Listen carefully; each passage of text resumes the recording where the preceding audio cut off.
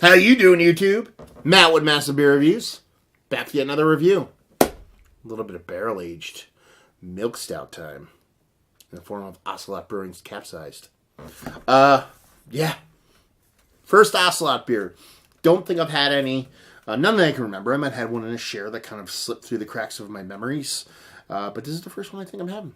It comes courtesy of Tom. Thank you very much, Tom. Brooklyn Tom has bestowed upon me fanciful beer for a good couple of years, so I really appreciate it. Especially new brewery stuff. In barrel-aged. I want something big. And something with fancy wax. So, it foots the bill.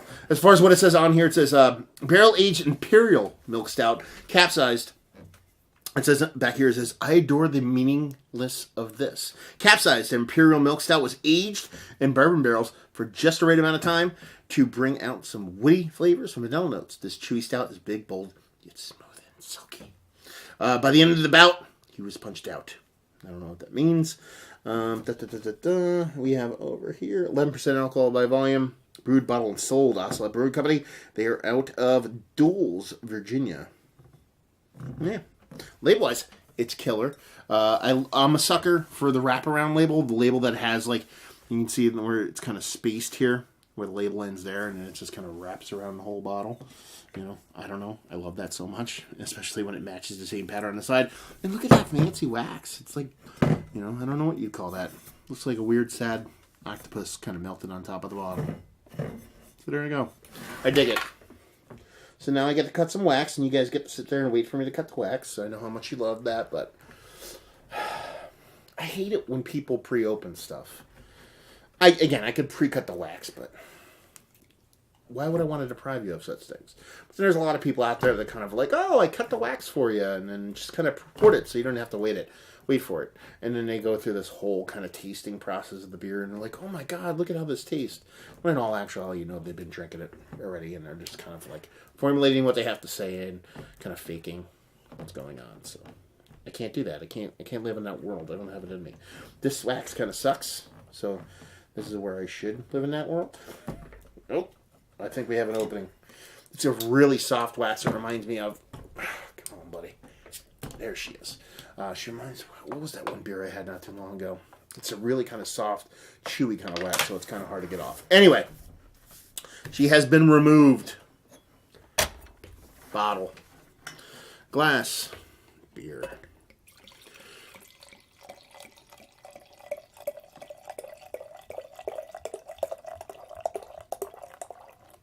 Silent pours, man. Every now and then they're a good thing, especially that one kind of sounded really pretty. I kind of threw it in there. You can see beer splashing everywhere, but it sounded good. I had to go with it. Ended up with just under a pinky finger of malted, just north of malted malt ball color head. Somewhere between where I like my coffee and malted malt ball color. She'd be dark. You know, she's a deep, rich, dark brown. She wasn't super dense, super black on the pour, but in this big, fatty kind of cognac snifter glass, you're not going to get much light through her. So she'd be dark. See what the nose has.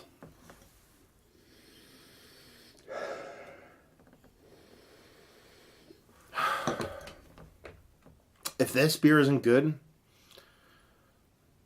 that'll be weird. It's just where I want my big barrel-aged beers to kind of sit. You know, whether it's a milk stout, doesn't matter. Base stout, milk stout, whatever. It just has this nice, soft roastiness to it. It's just north of kind of baker's chocolate. There's a sweetness to that chocolate, but it's nothing too crazy. There's like a nice kind of vanilla component coming in there. Is that coming from the barrel? Is that coming from the milk, the lactose, the milk sugar? Could be both. Who knows? Could be a wood thing. Could be a lactose thing. More than often than not, it's going to come from the lactose since it said that on the beer. But it's nice. It's not overly sweet. It adds a little bit of sweetness to it. Kind of takes that baker's chocolate thing and kind of just rounds it out a little bit. Gives it kind of pushes back a bit of that bitterness. There's a nice soft kind of whiskey vibe to it. I would go bourbon. Did they say bourbon barrels? Yes, they did. Okay. Nice soft cherried kind of bourbon to it. Again, nothing too hot, nothing too over the top, nothing too big. Then, there's the barrel.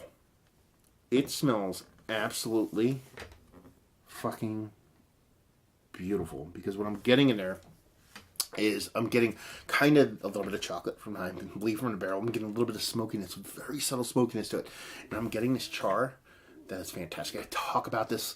I haven't talked about it in a while actually, but I've talked about it in the past about this kind of like almost like if you shaved some chocolate and you put a little bit of marshmallow and then you put a little bit of kind of charred shavings and ground it all up together and kind of made it in this kind of snuffy kind of thing. That's what I'm getting here. I'm getting this beautiful soft kind of barrel char, this nice kind of vanilla milk component, a nice kind of red, rich red bourbon vibe to it, but that's not heat at all. It's just kind of candied, but not overly sweet, and a nice chocolate. Absolutely fantastic across the board. This needs to be drank. Cheers.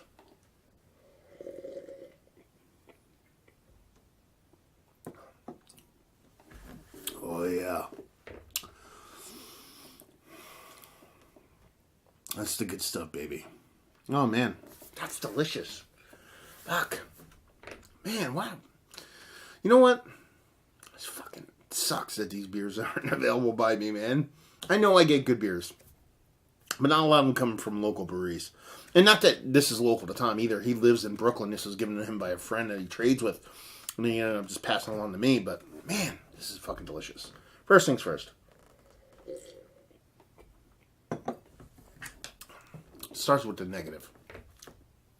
The mouthfeel. It's good. It's not otherworldly. That's probably the biggest negative I have in it. The beer's nice. There's a nice kind of roasted malt to it that has a decent heaping helping of bitterness to it. Sure, there might be a little bit of hops in play there too, but I think a lot of it's coming from this big roasted malt component. But it's needed because everything else is relatively sweet. The booze comes off nice. The bourbon's there. It's cherried. It's nice. It's sweet, but it's not overly sweet because of that heaping helping of that kind of big bittering kind of roasted malt. The lactose is there. It's kind of playing with the barrel. I believe they're getting a little bit of kind of marshmallow vanilla kind of battle going on there. Again, sweet, but not overly sweet because it's kept in check by that bitterness in there.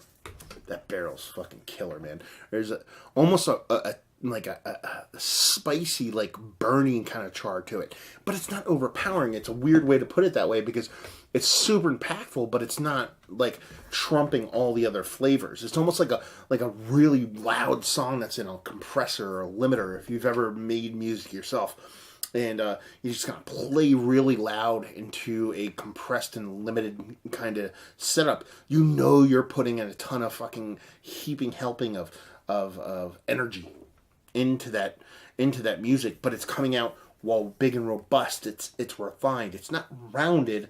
It's kind of caged fucking heat. You know what I mean? And it comes off that way. Am I making sense? Probably not, but it makes sense in my brain, so that's all that matters.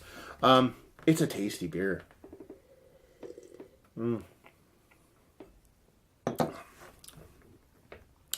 It's just from the base of the beer to the lactose, to the barrel, to the booziness, the whiskey, the bourbon portion of the show. It's not like even keel balance across. It has its dips and valleys and its peaks. But like I said, it's like compressed where it never gets too far away from itself. You know, each one is kind of just this kind of ball of kinetic energy that wants to be released. Fantastic beer. Just fantastic. Absolutely fantastic. Yeah. And that smoky barrel charry thing is almost drying.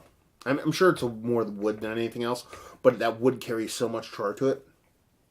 It's like adding this drying component that makes me want to drink more and more, and each sip makes it a little bit sweeter and almost savory at this point. I'm getting a heaping helping of like a nice meaty kind of savoriness from it where it's all over the place. I can sit here and talk about this beer for a couple hours, probably, but you'll probably only get me for about 10 to 15 minutes, which is way longer than most people want to hear anyway. Look at how pretty it makes this glass. All fucked up and blue blockery and a bit of lacing on there. And yeah, delicious stuff. Absolutely top notch. One of the better, if not one of the best barrel-aged beers I've had this year.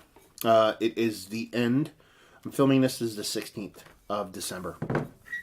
2017. So I'm putting together my my end of year stuff, and I was like, I'll just leave a couple beers off at the end of the year so I can get it up around Christmas time. Well, gotta add this fucker to the list because it's pretty tasty stuff.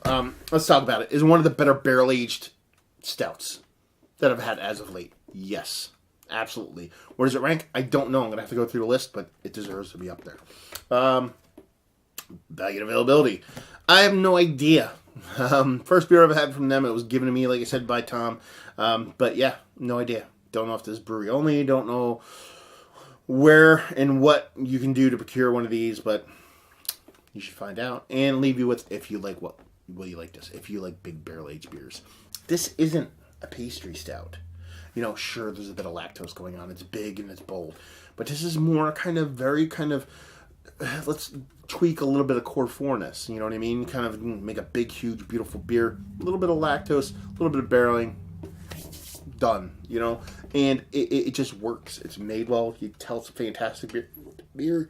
The barreling, they said it was, what's the word they look for? It was aged in bourbon barrels for just the right amount of time to bring out some woody flavors and vanilla notes. You know, that's somebody saying, I'm doing this exactly the way it should be. They did it exactly the way it should be. So that could come off a little kind of braggadocious, but it doesn't, because it's exactly what they did. You barrel this a little bit less, you barrel it a little bit more. It could be a totally different beer. So kudos to them for fucking nailing that portion of the show. So yeah, if you just like well-made beers, if you like big barrel-aged beers, if you like that kind of nice kind of caged kind of rage kind of thing going on that I was talking about, where it's like there's so much going on, but at the same time it's not over the top. And yeah, you like beer. How about that? That's simple. If you like beer. If you don't like this, then you don't like beer. Sorry. There you go. I know it's subjective and everybody has their own opinions, but that's mine. So there you go. Another review in the butts. Hopefully you guys enjoyed it as much as I did. If you didn't, anywhere between, down there, words and 7 things. Facebook, Twitter, Instagram, Untapped, Massive Beers, all 4 of those places if you want to check this duder out somewhere else. And hopefully you guys enjoyed the review. Hopefully enjoying a nice, fantastically barrel-aged Ocelot beer right now. And hope to see you next time. Cheers.